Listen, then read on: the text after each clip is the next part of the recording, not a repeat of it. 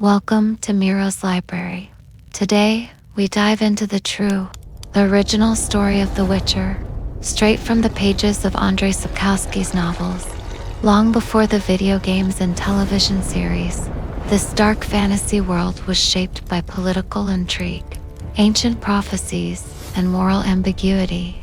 In a world recovering from a cosmic collision known as the conjunction of the spheres, monsters and magic overflowed into human realms. To survive, mankind created mutated mercenary warriors equipped with enhanced senses and deadly swordsmanship. They called them witch. Among these legendary outcasts stands Geralt of Rivia, a monster hunter bound by fate, trying to navigate a realm where humans often prove to be far more dangerous than the beasts he slays. Forget everything you thought you knew as we explore the real saga from the very beginning. Chapter 1: The Curse of the Sun and the Butcher's Tale. Geralt of Rivia rode his exhausted horse, Roach, through the muddy and rain-drenched gates of Blaviken.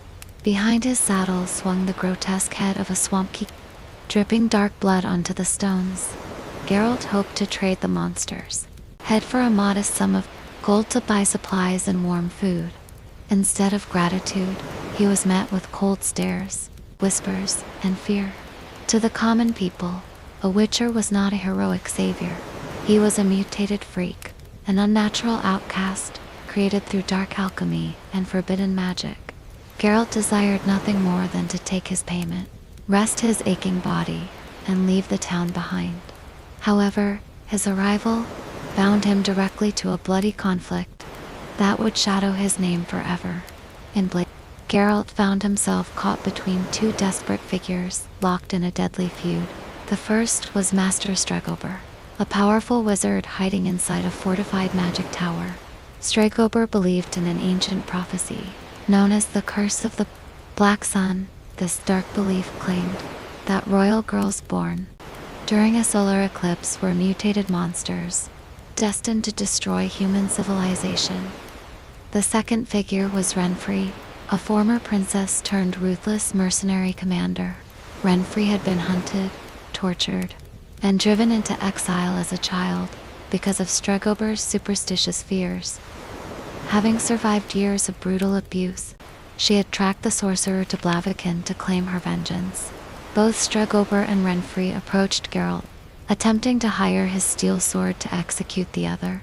Stregobor argued that killing Renfri was a necessary act to prevent a catastrophic future, pleading the pragmatic necessity of choosing the lesser evil.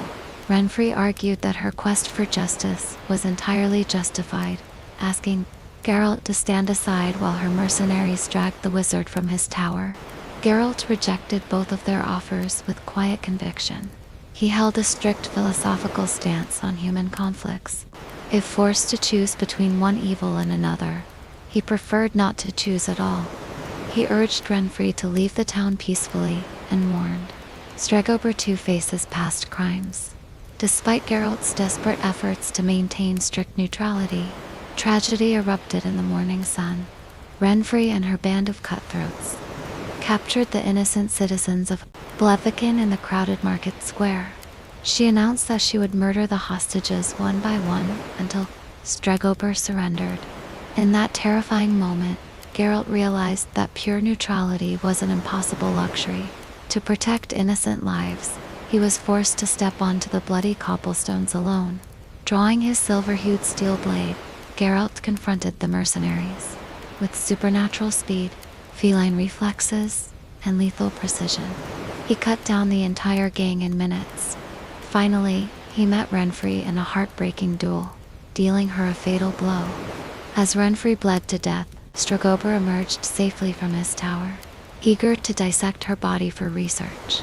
Disgusted, Geralt drew his blade and forced the sorcerer away, protecting her dignity. Yet, the townspeople did not see a protector who had saved their children. They only saw a bloodthirsty mutant slaughtering men in their streets. Frightened crowds threw stones at Geralt, cursing his existence and driving him out. Lowering his sword, Geralt mounted Roach and rode away into the fog. From that dark day on, he bore a horrific title across the continent, the Butcher of Blaviken. Chapter 2: The Binding of Destiny and the Law of Surprise. Months after the massacre at Blaviken, Geralt of Rivia wandered southward into the wealthy kingdom of Cintra. Seeking simple, honest work to sustain his journey, he accepted a strange invitation to the royal castle. Queen Calanthe, the fierce and proud ruler of Cintra, had summoned the Witcher to attend the grand banquet of her daughter, Princess Pavetta.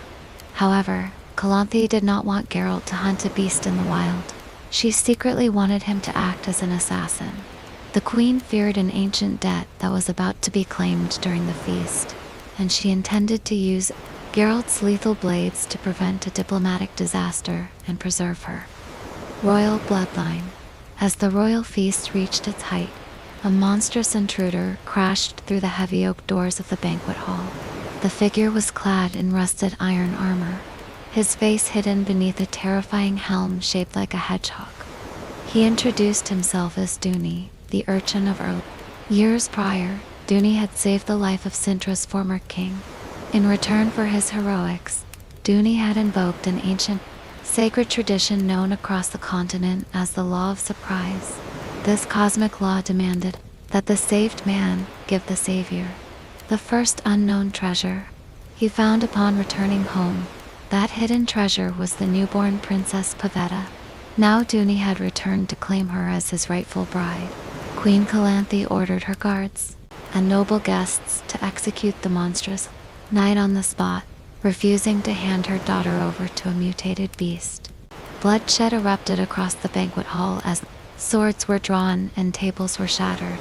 Yet, instead of joining the slaughter on the queen's orders, Geralt stepped between the guards and Duny. Geralt believed deeply in the sacred nature of destiny and refused to allow a righteous oath to be dishonored through murder. Alongside the famous bard Dandelion, Geralt fought off the aggressive guards, defending the cursed knight.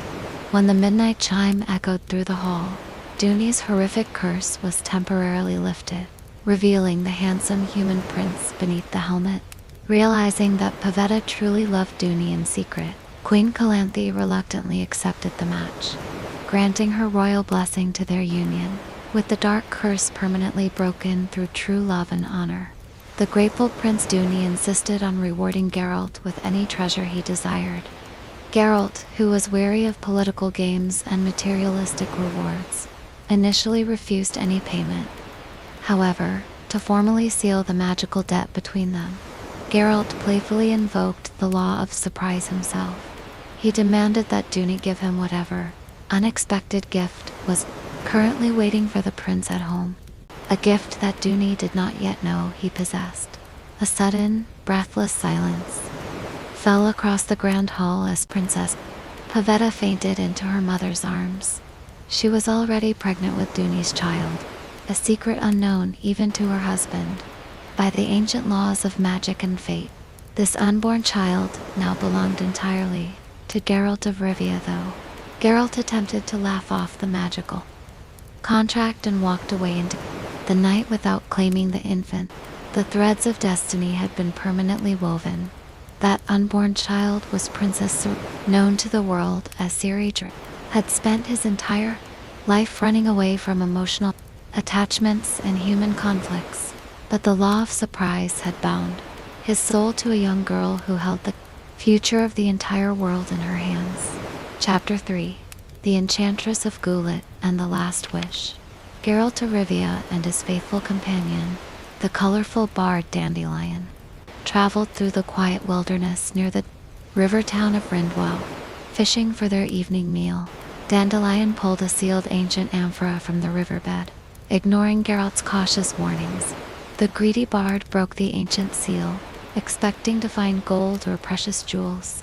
Instead, a furious and vengeful genie, known as a djinn, burst from the vessel, unaware of how magical contracts functioned. Dandelion hastily shouted 3 foolish demands at the creature. The enraged genie attacked the bard, crushing his throat with invisible magical force and inflicting a fatal curse before vanishing into the sky. Desperate to save his dying friend from choking to death, Geralt rushed Dandelion into the city of Rind to seek advanced magical healing. There, he was directed to a mysterious noblewoman staying in an opulent town manor, Yennefer of Yennefer was a strikingly beautiful sorceress with violet eyes, raven-black hair, and the fragrance of lilac and gooseberries. Behind her regal beauty lay a cold, calculating mind and a past filled with immense pain. Like many, Yennefer had been born with severe physical deformities before. Magical arts reshaped her body into perfection. Yet, the price of her immense power was her fertility. Leaving her empty and obsessed with regaining the ability to create life, Yennefer agreed to heal Dandelion's throat using her powerful alchemy. But her assistance was far from an act of kindness. She quickly realized that the entity haunting the city was an unbound djinn, an immense source of raw cosmic energy. Yennefer desired to capture the genie and absorb its limitless power into her own body. Believing it could permanently cure her infertility, she placed Geralt under a spell, using his body as a puppet to settle her personal grudges against the corrupt city council while she prepared her complex ritual. When Geralt broke free from her trance, he found the city falling apart as he battled the giant genie in a tearing magical storm. The raging djinn was tearing the town of Rind to pieces, destroying buildings with bolts of lightning and mystical energy. Yennefer was rapidly losing control of her containment spell, refusing to yield even as the creature's power threatened to consume her life. In that horrifying moment, Geralt realized a crucial truth that everyone had overlooked. Dandelion had only used 2 wishes, and the final owner of the genie's contract was actually Geralt himself. The djinn could not be captured or freed until Geralt spoke his 3rd and final wish. To save Yennefer from imminent death, Geralt had to act before the creature delivered a fatal blow. With the storm howling around them and reality fracturing, Geralt looked into Yennefer's violet eyes. He knew that wishing for the djinn to die would fail, and wishing to escape would leave her to be destroyed. Instead, Geralt uttered a profound, selfless wish that bound his own fate directly to Yennefer's soul forever. Because the genie could not kill its master, and their destinies were now inseparable, the creature was forced to spare Yennefer and vanish into the cosmos. As the dust settled over the ruined manor, Yennefer realized what the Witcher had done. Their eternal, tumultuous, and passionate love affair was born from that chaotic night, sealed forever by the magic of the last wish. Chapter 4. The Fall of Cintra and the Child of Destiny. Years passed as dark clouds gathered over the southern horizons of the continent. The ruthless Nilfgaardian Empire, led by the ambitious Emperor Mhirva, launched a massive military invasion against the northern kingdoms. Their primary target was the proud maritime kingdom of Cintra, ruled by the aging Queen Calanthe. In a terrifying display of military might, Nilfgaardian legions crossed the borders, burning villages and slaughtering everything in their path. The battle for Cintra was brief and brutal. The Cintran army was completely crushed, and the imperial forces laid siege to the capital city, breaching its walls with heavy siege engines and dark sorcery. Inside the burning royal palace, Queen Calanthe lay mortally wounded from battle. Knowing that Nilfgaardian soldiers would show no mercy, she gathered her inner circle for a tragic final act, rather than allow herself to be captured and paraded as a trophy. The Lioness of Cintra threw herself from the highest tower of the palace to her death. Before taking her own life, however, Calanthe ensured that her granddaughter, Princess Ciri, was smuggled out of the burning city under the cover of smoke and ash. Traumatized and terrified, young Ciri fled into the surrounding wilderness, pursued relentlessly by a menacing Nilfgaardian knight wearing a helmet adorned with the wings of a predatory bird.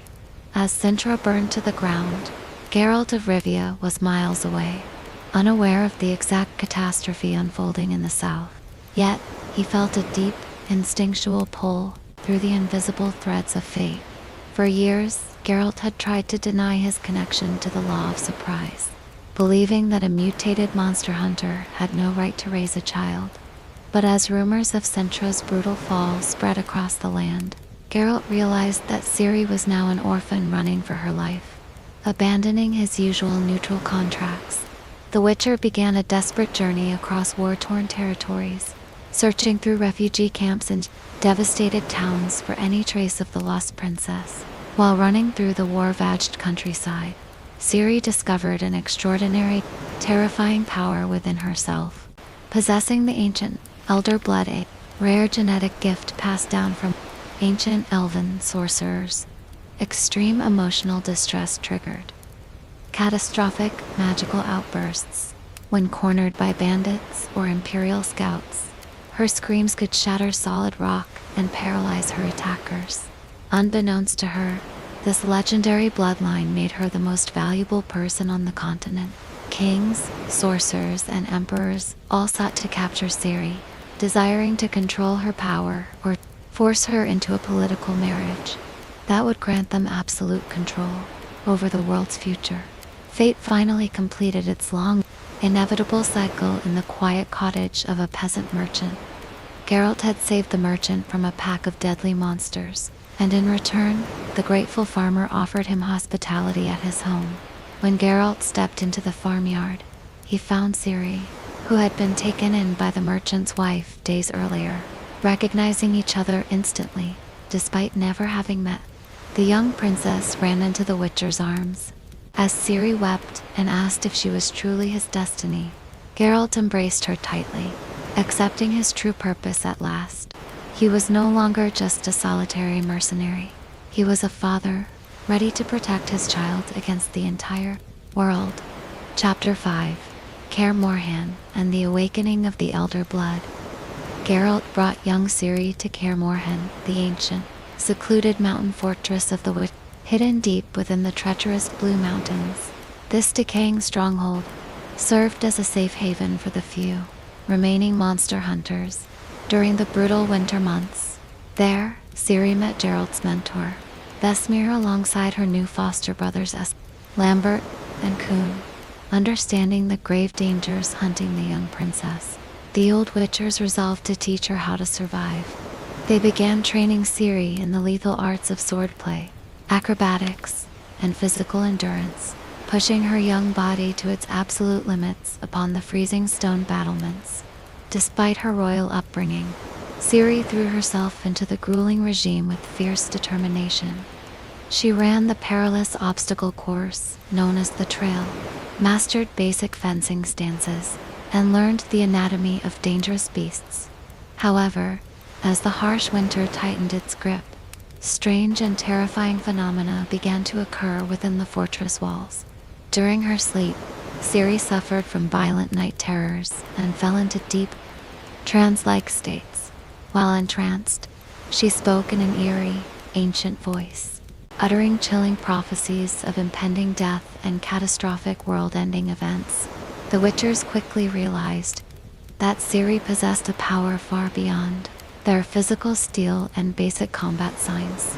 Recognizing their inability to handle high-level magic, Geralt sent a message to the sorceress Tris's Marigold, asking her to come to Kaer Morhen. Tris's arrived at the remote fortress and immediately began examining the young girl. What she discovered filled her with absolute dread. Ciri was not merely sensitive to magic. She was a source, a rare, living conduit of raw, uncontrolled magic power. More shockingly, Tris's identified the ancient elven lineage, sleeping within Ciri's veins, the legendary elder blood.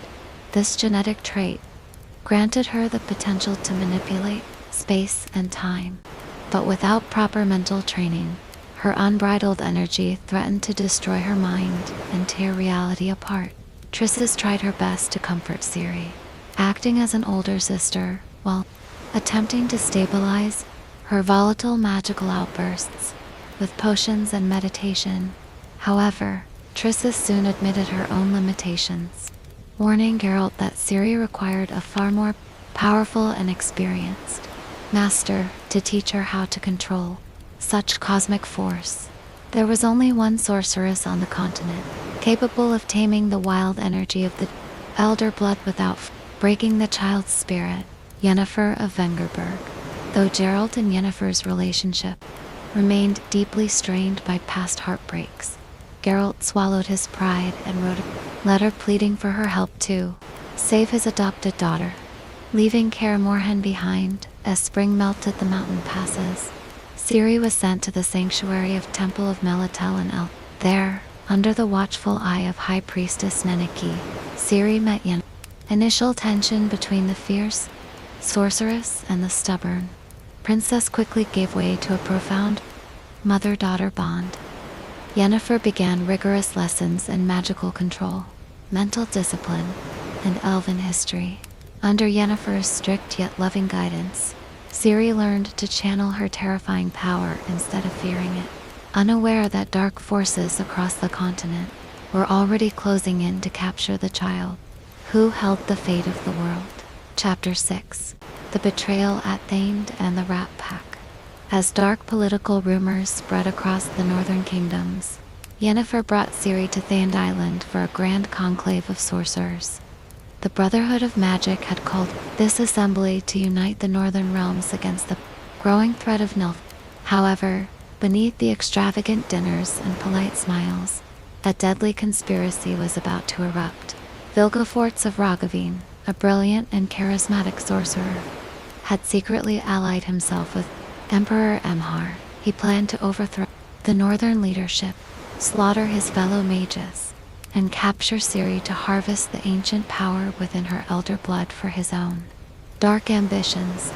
The night ended in a bloody coup that tore the magical brotherhood apart. Traitors clashed with northern loyalists in the corridors of Eret, turning the marble halls into a slaughterhouse. Geralt arrived just in time to protect Ciri, fighting his way through rogue, sorcerers, and mercenary guards. In a desperate attempt to save the girl, Yennefer urged Geralt to flee while she held off their pursuers.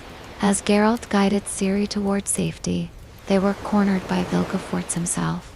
Geralt engaged the Master Wizard in a brutal duel, but Vilgefortz wielded a magical staff with terrifying speed and strength, shattering Geralt's sword and breaking his body, leaving the Witcher near death. While Geralt lay crippled on the stone floor, Ciri fled to the ancient Tower of Tor.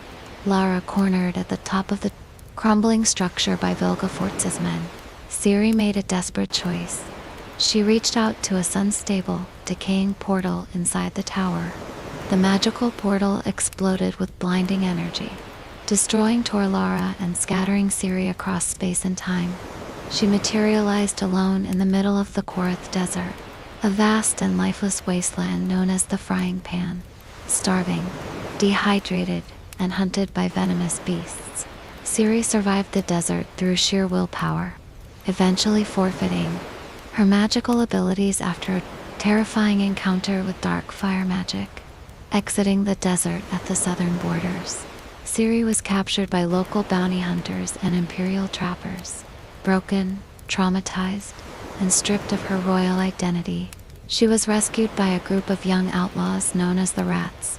These desperate, ruthless teenagers lived on the margins of society, robbing the wealthy and indulging in violence to forget their own dark pasts.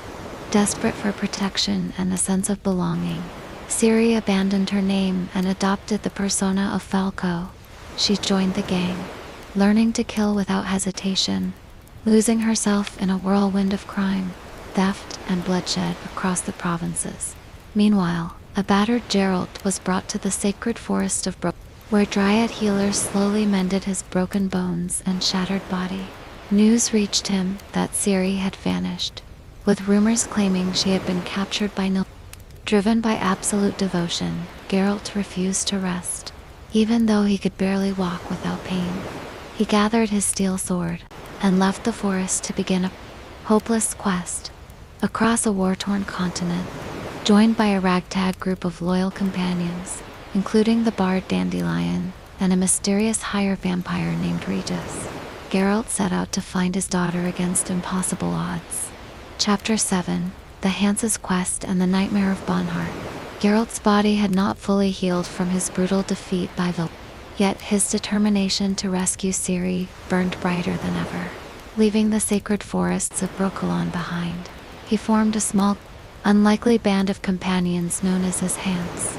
Beside his loyal friend, The bard Dandelion Geralt was joined by a fiercely independent archer from the borderlands, and Kaer, a disgraced Nilfgaardian officer who had once haunted Ciri's nightmares but now sought redemption. Crucially, the group was joined by Regis, an ancient and highly intellectual higher vampire who had long sworn off drinking human blood.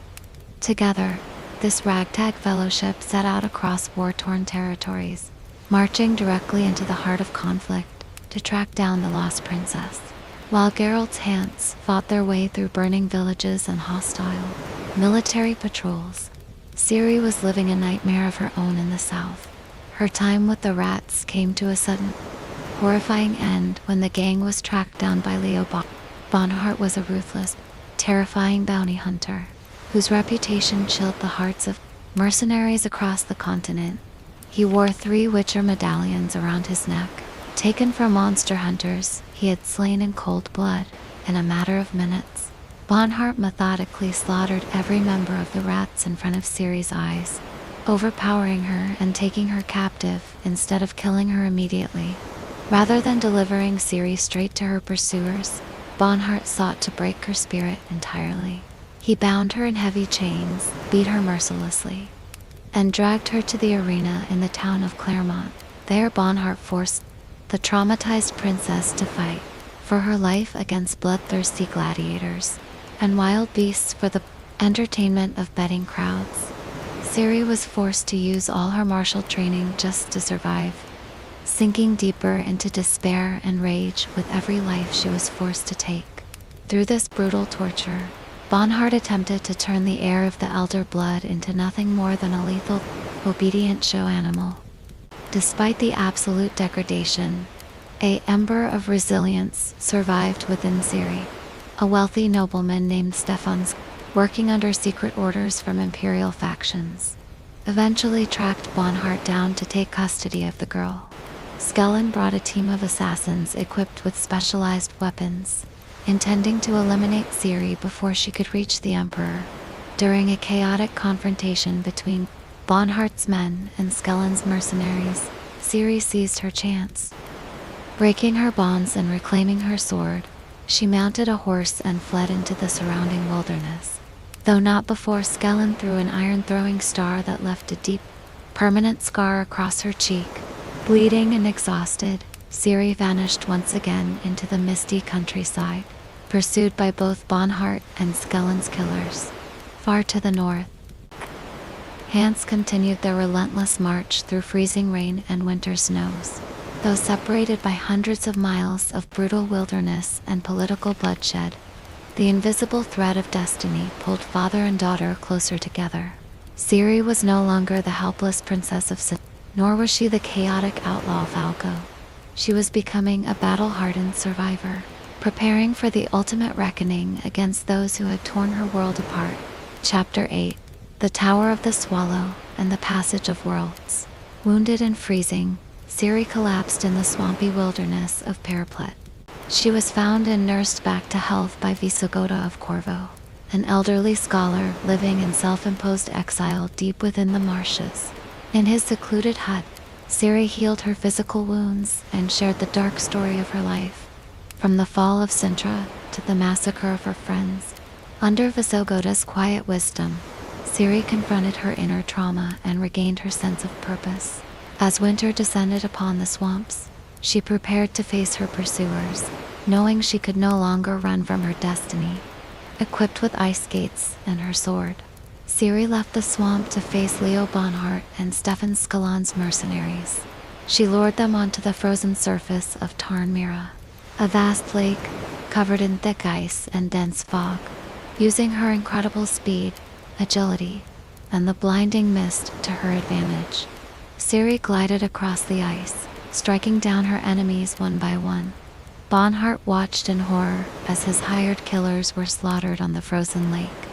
Before the giant bounty hunter could corner her, Ciri skated toward her ultimate destination, Torzil, the ancient Tower of the Swallow. Torzil was a legendary elven structure, built to interact with the magic of the Elder Blood.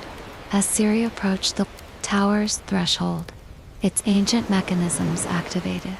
opening a portal through time and space, escaping Bonhart's grasp at the final second. Ciri stepped through the glowing doorway and vanished from the continent. The portal transported her to a completely foreign world, inhabited by the Aeonella Proud, a mortal race of elves ruled by King Oberon Mirce. Ciri initially believed she had found sanctuary, but she soon realized she had merely entered a new and elegant cage. The ANL elves, led by the enigmatic commander Eridan Brogvidi, weapons master of the Wild Hunt, sought to control Ciri's elder blood. They revealed that her bloodline was originally stolen from the elves, and they intended to force her to bear a child with their king to restore their ability to travel freely between worlds. Trapped in a gilded palace, surrounded by strange magic, Ciri refused to submit to their demands. With the unexpected assistance of a mystical unicorn named Iwa, whom she had saved years ago in the Korath Desert, Ciri unlocked the full potential of her elder blood, learning to jump across different dimensions. While Ciri bounced frantically through parallel worlds, alternate time, and distant realities trying to find her way home, Geralt's hands finally discovered the location of Vilgefortz's secret hideout. Through clever detective work and help from political factions, the Witcher learned that the rogue sorcerer was holding Yennefer captive inside Stygga Castle. Yennefer had endured months of brutal magical torture, refusing to reveal Ciri's location to Vilgefortz, knowing that a frontal assault on the sorcerer's fortress was a suicidal mission. Geralt gathered his loyal companions and set out for Stygga Castle, determined to save his true love and prepare for the final confrontation. Chapter 9: The Assault on Stygga Castle and the Final Reckoning. Geralt's hands arrived at the towering, dark cliffs of Stygga Castle, the hidden stronghold of the rogue sorcerer knowing that a quiet infiltration was impossible. The Witcher and his companions launched a desperate, full-scale assault against the fortress. Inside the cold stone corridors, a bloody slaughter erupted as mercenaries clashed with Geralt's fellowship.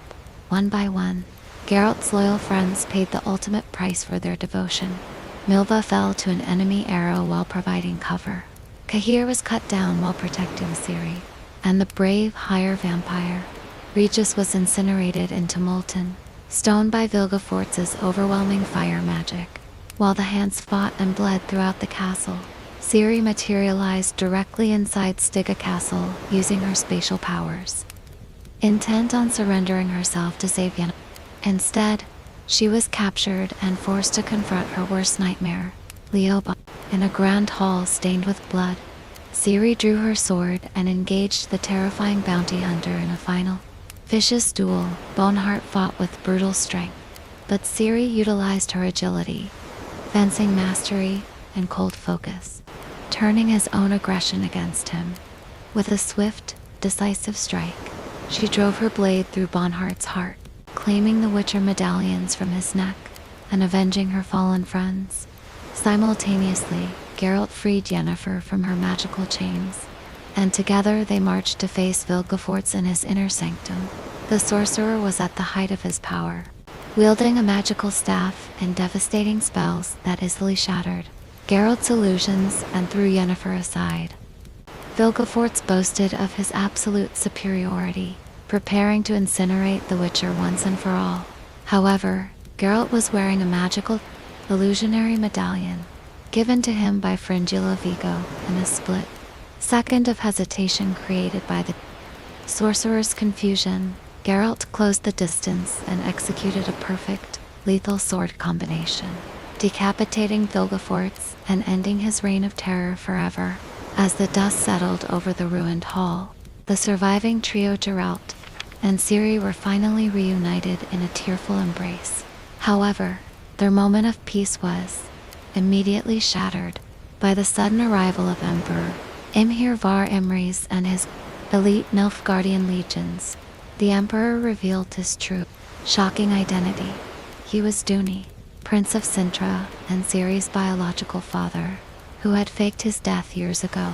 Imhir intended to take Ciri back to the capital and marry her to secure absolute control over the continent, offering Geralt and Yennefer the honorable choice of committing suicide together rather than being executed. Facing the bitter end, Geralt and Yennefer accepted their fate, asking only for a quiet room and a warm bath together. Touched by the profound love and absolute selflessness displayed by the Witcher and sorcerer toward his daughter, Emperor Amhir suffered a sudden crisis of conscience. Looking at Ciri's weeping face, the ruthless ruler realized he could not break his child's heart. In an unprecedented act of mercy, Imhar ordered his legions to withdraw, abandoning his grand imperial conquest of Ciri's bloodline. He rode away into the night, leaving Ciri free to remain with the only true parents she had ever known. Chapter 10: The Pogrom of Rivia and the Isle of Apple Trees. Following the harrowing bloodbath at Stygga Castle, Geralt of Rivia, Yennefer of and young Ciri finally found a brief moment of peace, free from the tyrannical ambitions of emperors and the cruel manipulations of rogue sorcerers. The trio attempted to leave the violent conflicts of the continent behind. They traveled together, enjoying a fragile harmony as a genuine family. Yet, the war-torn world could not remain quiet for long, and the deep-seated hatreds between humanity and non-human races continued to simmer beneath the surface, waiting for a spark to ignite a final, tragic conflagration. The ultimate tragedy struck in the northern market town of Rivia. Racial tensions boiled over into a full-scale, bloody armed mobs of xenophobic humans flooded the narrow cobblestone streets, hunting down and slaughtering local non-humans, including dwarves, elves, and halfling, with ruthless brutality. True to his unyielding moral code, Geralt could not stand idly by and watch innocent lives be massacred in cold blood. Despite promising himself to stay away from human conflicts, he drew his silver sword and threw himself into the chaotic riots, desperate to protect the defenseless victims from the murderous mob. The battle in the streets of Rivia was desperate and unequal. Although Geralt possessed superhuman reflexes and masterful swordsmanship, he was merely one man facing an overwhelming, bloodthirsty tide of enraged rioters. Amidst the chaos and flying debris, a young, panicked boy armed with a farm pitchfork lunged forward. Before Geralt could react or parry the strike, the heavy iron prongs pierced deep into his chest. The legendary Witcher collapsed onto the blood-soaked cobblestones, gasping for air as his life force began to drain away into the cold earth. Hearing of the disaster, Yennefer rushed frantically through the burning streets to his side. Seeing the man she loved bleeding to death, the grief-stricken sorceress ignored all warnings of magical exhaustion. Kneeling beside him, she channeled every ounce of her remaining energy into a massive, desperate healing spell. She poured her entire life force into Geralt's failing body, attempting to pull him back from the brink of death. The sheer intensity of the magic overwhelmed her, and after transferring all her remaining vitality, Yennefer collapsed lifelessly across Geralt's chest, joining him in their final moment. As the brutal riots continued to tear the town apart, Ciri arrived to witness the heartbreaking scene of her two parental figures lying motionless on the ground. Overcome by unimaginable grief, Ciri unlocked the absolute, boundless power of her elder blood. Summoning the mystical unicorn, she channeled a blinding flash of dimensional magic that swept through the ruined square. The glowing energy enveloped Geralt and Yennefer's bodies, lifting them away from the cruel, violent reality of the mortal world and carrying them toward a timeless, peaceful sanctuary known as the Isle of Apple Trees. On that mystical island, far removed from the wars, hatreds, and prophecies of the continent, Geralt and Yennefer found eternal peace together. Ciri, having finally completed her long and agonizing journey across space, time, and suffering, bid a tearful final farewell to her beloved parents. She stepped through the Veil of Worlds to begin a new chapter of her own existence, leaving behind a legendary saga written in blood, destiny, and profound unconditional love. Thus concluded the true and tragic story of The Witcher, a tale proving that even in a world consumed by monsters and darkness, The human heart remains the greatest mystery of all. Thank you for joining us in this journey through the world of the Witcher at Miro's library. If you enjoyed this quiet dive into the lore of classic literature and fantasy, please consider liking the video, subscribing to the channel, and clicking the notification bell to support our cozy corner of YouTube. Now, close your eyes, take a deep breath, and let the soothing sounds around you carry you into a peaceful and restful sleep. Good night, and until next time.